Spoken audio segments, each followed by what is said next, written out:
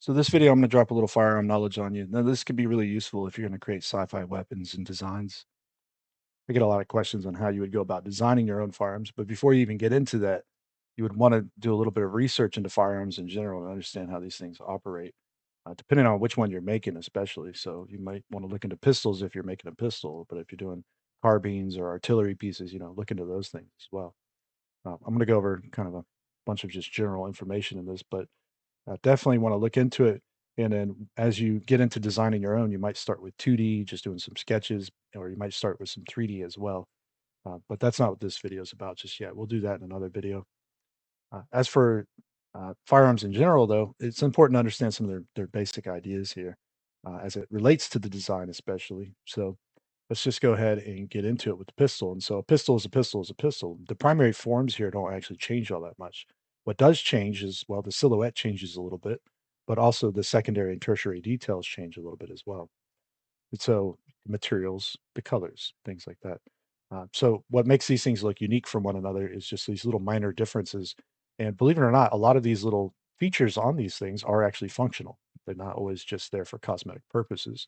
Um, there are some design choices for aesthetics, but a lot of it's functionality based as well. So we're going to break down a pistol first, and then we'll kind of go on from this and talk about just other ideas as how you might look at firearms when it comes to designing your own sci-fi ones, anyways. So uh, for the pistol, the main thing here to remember is that there's two primary things you're looking at first, which is going to be that it's broken down.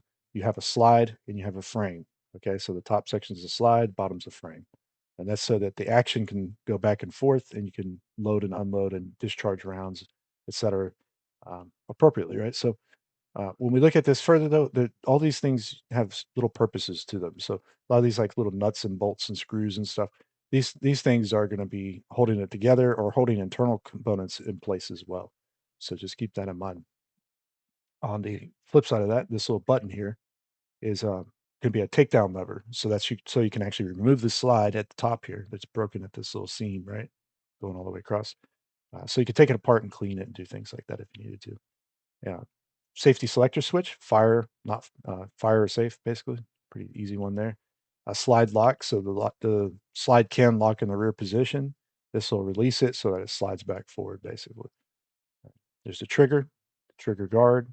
At the front of the trigger guard, notice there's some texture here because that's usually where the non-firing finger rests, right? Over here, we have a magazine release. The back here is called the back strap. This is going to be called the grip. It's usually an actual grip here, but in this case, it's just this little grip here. Yeah, we've got a magazine at the bottom, kind of hidden away, but that's what's going to hold the bullets. It'll be inside of the frame there. Moving on from that, we have at the front a Picatinny rail system. So this is a mil-spec rail system that allows you to attach lasers or flashlights and things like that. The shape is actually pretty important. There's a mechanical diagram you can use, you can find on Google on how to make these things appropriately. Uh, this little pattern here is actually, it does have some purpose to it. We'll talk about that here in just a moment, but we're going to skip that. Can't see it, but the barrel would be inside here. The inside of the barrel where the bullet would travel through is called the muzzle, right? Or excuse me, called the bore. Getting all my terms mixed up, but that would be the bore inside of the barrel. And so we got the front sight posts and we'll have the rear sight posts. Those need to line up, generally speaking, so that you can actually aim the thing, which would be nice. Notice we have that texture back here as well. And so that texture, well, even before we get to that, on the reverse side of this, which we can't see, is the ejection port, which is where the cartridges would fly out, right? That can be quite important. But when you're loading this firearm and you're cocking it, you may use this area to do that, right? With your index finger and thumb, perhaps, or maybe the palm of your hand and all four of your fingers at the same time. And so this texture just gives you a little bit more grip so you can pull it backwards, basically. And at the very end here, you can see they made that raised up a little bit more. So maybe if you do slip a little bit, you'll catch that right at the end, hopefully, right? So that's what's going on there. But when you're unloading a firearm, you might drop the magazine. So you hit the magazine button, you lower down or the magazine pops out. There might still be a round in the chamber, right? And so you need to get that round out of there. There's kind of two ways guys might go about doing this. A lot of times they'll just use the palm of their hand on this little piece here, and they'll wrap their hand around the firearm and they'll cover the ejection port with their 4 fingers, more or less. And so when they rack the slide back, they'll catch the round in their hand basically as it ejects. Or possibly they don't catch it and it runs all the way back through because the slide would be pushed back quite a bit. That round might drop out through the frame as well. So just different ideas there on how to clear a weapon, anyways. So that's kind of a fun way of looking at that. Anyway, so there's a lot of technical stuff that can get involved with this, but those are the basic kind of things for a pistol, and you'll see they repeat on most pistols, right? The Beretta over here has a double action, which means it has a hammer. Okay. And you can pull this thing back and it'll be pretty much cocked, right? So, and then it has a decocker here as part of the safety. So you hold the hammer back, decock it, and you lower it forward very slowly. It'll no longer be cocked back, right? If you let it go by accident, it may fire. There you go. So that's what happens. Like if you accidentally slip or something. Rifles, carbines, submachine guns, a lot of these things have very similar kind of feature sets as well. So instead of having maybe a slide in a frame, you have an upper and lower receiver. A little hard to see on these ones, but there's going to be a place that's an upper, and the other part's going to be a lower. Then you'll have your grip, you'll have your magazine, et cetera, et cetera. So for this, there's two types here. We got the standard rifle setup. We got the grip, trigger, mag, and then foregrip. And if we were to look at the one on top, it's a bullpup design. So it's going to go mag, grip, trigger, foregrip. And if you keep going through this, you'll find all other kinds of little good things to know about these, such as like how it actually cycles. It might be a piston system or an impingement system, where it's like a gas back system. Not that you always need to know these things extensively, but just the understanding of the basic mechanical components can go a long way, right? And so you got the barrel, of course, but you might have a flash suppressor, a muzzle brake, you might have a choke on a shotgun, and then also you might have a sound suppressor, right? So everybody likes those. But moving on, you'll see that because we have the upper and the lower, we don't have a way of running the cycle with with a slide, right? So we have instead a charging handle. So we can do that. And safety on this one would be around in here, mag release or the mag release right around there, magazine trigger, right? Okay, so this is going to repeat over and over and over again. Here's a sight on top, right? Over here, sight's probably in there somewhere if I had to imagine. Okay, but this one's going to have a magazine tube instead of an actual magazine because it's a shotgun. And it's a bullpup shotgun at that, so it loads from the rear. This magazine tube just holds additional shotgun rounds in it, and the top one is actually the barrel, okay? And so the choke would be here towards the end, on the very end of it. So the pump action, this whole piece here, this whole plastic piece has to rock back and cock and load in the rounds and all that fun stuff, right? So notice that this here and this here, these are all the same manufacturers. These are all Keltecs, right? And so when you're thinking about designing your own firearms as well, think about what you can get away with aesthetically. You can see here, this is a great example of branding. Um, they use the same pattern for the grips here. So you can see that this is a waffle pattern, whereas like the 5.7 over here has knurling. So when we look at this pattern, waffle pattern, right? So that's just a little bit of design language that creeps from one firearm to the other, and gives the brand a unified image overall when it comes to their firearms. So when you're doing series of firearms and they're all supposed to be made by the same manufacturers, or maybe they're part of the same team, or whatever the case, think about where you can do things like that, like using same color schemes, perhaps, or maybe some patterns, or just different little design elements. Another good one to look at for that is going to be this sight here, and this happens on sights as well. So this is a Elkin. This is the older model here, and you can see it has the windage adjustment here. These things also have a lot of things that go into it as how you can operate them. Not too many actually, but it's there's a few. And so it has that windage adjustment there at the front, but it has this kind of little setup where there's like this gap or the separation between these parts, and then also up here, there's look at the front side post is something like that, right? So when we look at the newer model of that, you can see that, well, same thing. The windage is in the same spot basically, but we still have a little bit of that gap going on. The shape has changed, so it's not quite as square anymore. But also, those front sight posts is a little bit more chamfered now. It was chamfered before, just not as much. Okay, and so the rear sight post changed quite a bit, but even this right here got brought down with it. Okay, So you need to look into these kinds of things before you even start sketching out ideas. Think about what it is you actually need from your parts or the pieces of your sci-fi design anyways. Okay. Different types of sights and scopes. And so a lot of times firearms get modified later on. So a stock grip might get replaced with aftermarket grips. That's always a possibility. You can design your things to be modular if you wanted to, or design them in a way that at least you can swap parts and pieces out as well. So then you can create variations of your firearm with ease. So like if you design like 5 grips that all work in the same area, you can change them in and out and get different aesthetic looks to a firearm very quick with different little parts and pieces like that, right? In some cases, like a Glock, the grip is part of the frame, so there's no ability to change it. So some security, military, law enforcement types will start doing what's called stippling, and they'll just use a wood burner to start digging into the frame there. Okay, that's just going to provide extra grip for it. And so when you're in a gunfight, you don't want to have your hands get sweaty and then firearms slip out of your hands. So more grip is better. And you can see here that some aftermarket parts get that same treatment. This is more cosmetic, so not everything has to be necessarily functional. This, I would say, it's less functional, perhaps. Um, and the only reason I say that, I mean, it might stick really well because it looks like little shark teeth or something. But the only reason I say that is because I don't think they cover as much surface area as the stippling. But it could be very functional, and I just don't have firsthand experience with that one. So on the flip side of that, here you have something a little bit different. So stippling's an art technique, and so is cross hatching. You can think about those two things as it relates to these patterns here, perhaps. All right. So when you're starting to do complex stuff, they they get complex, and so you don't always want to try to reinvent the wheel. If you're creating a belt fed system, look at real belt fed systems and kind of mimic that or mirror it. It's going to save you a lot of time and trouble because it's kind of a complicated little setup to what goes on underneath the feed trays here when you open them up to feed these rounds in and out. So yeah, don't try to reinvent the wheel always. But this is a Mark 19 40 millimeter grenade launcher. It's an automatic grenade launcher. Okay, so that's something to think about there. This is a M250 cal. It's just a big bullet compared to some of the stuff we've been looking at. These two are very heavy. You probably wouldn't want to walk around with these things all day. I'll put it that way.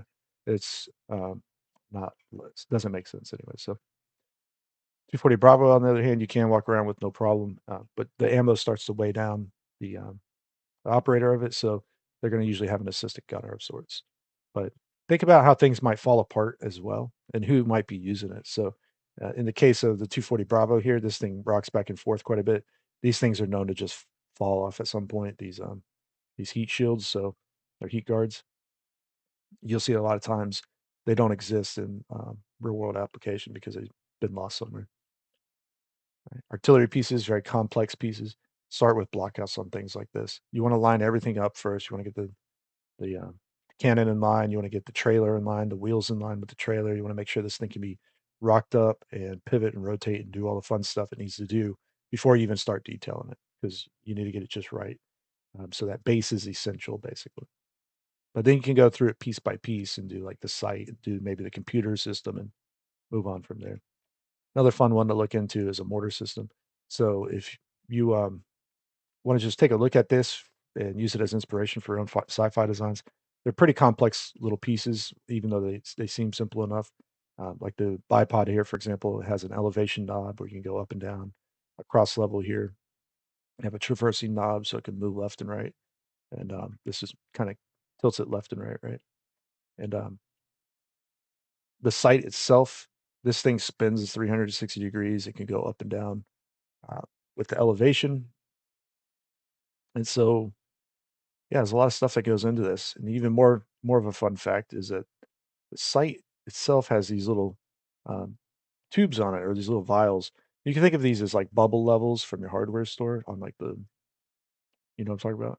The There's basically bubbles to level the thing inside of it. So there's 2 of them. There's one for one direction, one for the other direction, but they're filled with tritium, so they glow for 15 years.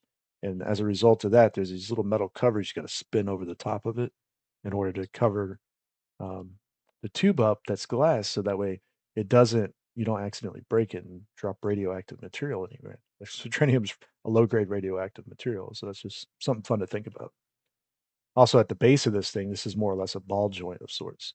And so, you'd have to think about how this thing can spin around as well. So, fun little mechanical project there if you ever want to approach that one. Think about also any kind of munition, like what goes along with those munitions. The 60 millimeter here, for example, have these cheese charges usually on the base of it, and you take them away, it reduces the range. So that's something to think about. Think about like what this is delivered in. Comes in an ammo can, right? A lot of ammunition might just come in a can, but just some things to think about along the way. Okay. And so let's get up here real quick before we get to that. So when you're modeling things or designing things, you can design them in sections and parts and pieces. You don't have to do it all at one time. And so if you want to do just like an upper that may or should match a lower, then you can do that. But all of the accessories or different little parts that go along with it, you might do them independently. As long as they work in those areas, then you'll be good to go. So you can make variations very fast, is what I'm getting at. So once again, firearms come in uppers and lowers, or rifle types, carbines, uppers and lowers. Not a big deal there. It has a Picatinny rail system, right? There's a different kind of rail system over here. So Picatinny on top, but we have what's called M-lock on the side. So that's another one that you can think about using. You want to look up M-lock, or you can come up with your own perhaps. And last but not least, there is the key modular system, which is here on the side. Looks like little keyholes, which is pretty cool. Take a look at these cutouts here. You'll see they're triangles that are beveled, trapezoid that's beveled, and a pill shape that's beveled, right? Rounded cube, if you would. So, or rounded rectangle. And so these are cut out not only maybe to help cool the barrel, perhaps, but for weight reduction purposes. So a lot of metal can tend to add up very quickly and become too heavy for like prolonged use, anyways. So you want to keep that in mind because technically we got three mortar systems here. We got a 60, an 81, and a 120.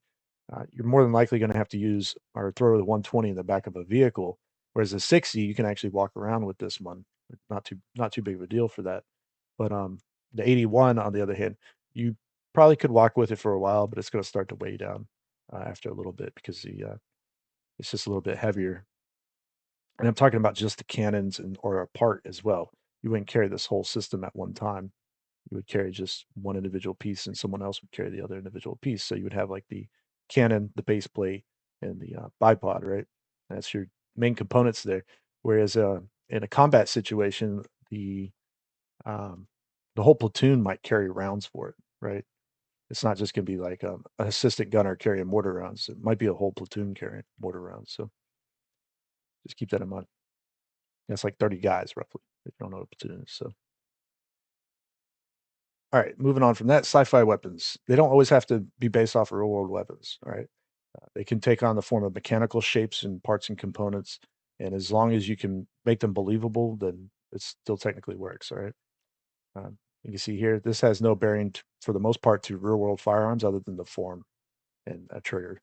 Other than that, none of these seem to be inspired necessarily from a real firearm anyways, more about kind of like electronic components and things like that, perhaps. This one's based off mini firearms, so we got things like maybe a stock from an M79 grenade launcher. It's a little bit different, but it might be something from a Kalashnikov base. I'm not sure. The upper and lower receivers are Kalashnikov base. I'm not sure where this spring is from, but it reminds me of uh, an AK. Up here, it looks like a Mac 10 charging handle, perhaps, or maybe that's on something else as well. The grips look like they're from an RPG down here. They're kind of hidden away. And this is a forward assist from the AR platform, right? So a lot of little parts and pieces are reused throughout this and just kind of tossed together. It toss it in with some uh, whatever this is. I have no idea. More electronical looking components. Could be like antenna arrays or whatever. But you get the idea. It's a weapon by itself now, right? Sci-fi weapon. These remind me of being based off of hardware. We'll talk about that real quick. So something that suffers, from the same problem that the pistols have is going to be, or any of the firearms in general, they have basic same forms for the most part, but they need to look different. And that's going to be hand drills in particular.